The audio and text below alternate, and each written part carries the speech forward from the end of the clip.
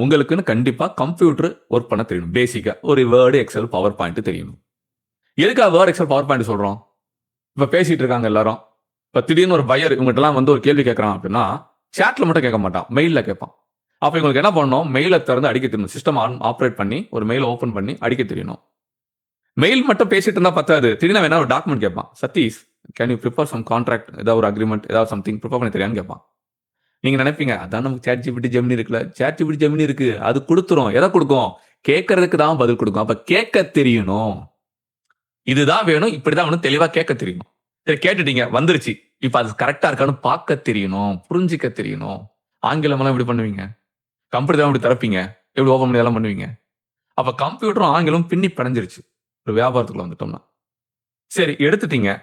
Document ready பண்ணிட்டீங்க. Ready பண்றதுக்கு நீங்க இப்போ வேர்ட் திறக்கிறீங்க. எப்படி அலைன் பண்ணணும்? எப்படி பிரசன்ட் பண்ணணும்? எப்படி நீங்க வந்து ஃபார்மட் பண்ணணும்? எப்படி நீங்க சேவ் பண்ணணும்? என்னமா ஃபார்மட்ல நீங்க சேவ் பண்ணணும்? அது ஜேபக்காவா? டாக்குமெண்ட் ஃபைலாவா? பிடிஎஃப் ஆவா? தெரியணுமா இல்லையா?